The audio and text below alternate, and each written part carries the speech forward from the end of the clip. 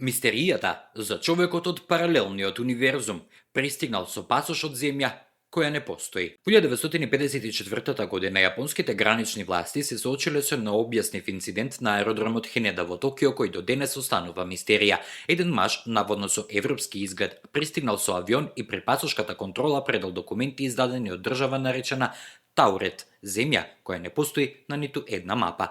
Службениците збунети од пасошот, кој изгледал автентично и содржал печати од претходни патувања, го задржале мажот за дополнителна проверка. Тој тврдел дека доаѓа од држава која постои над 1000 години и се наоѓа на просторот меѓу Франција и Шпанија. Кога му покажале мапа, без двоумење посочил кон Андора, но бил убеден дека таму треба да стои Таурет.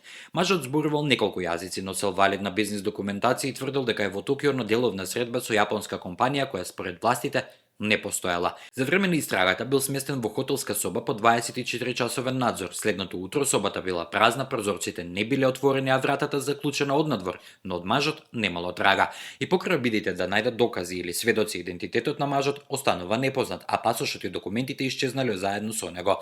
Од тогаш случајот се прошири како урбана легенда, инспирирајќи низа теории, од патување низ паралелни димензии до тајни владини експерименти. Иако не постојат официјални записи или потврди дека настанот на вистина се случил, приказната за човекот од Таурет и денес ја предизвикува имагинацијата на љубителите на мистерии низ целиот свет.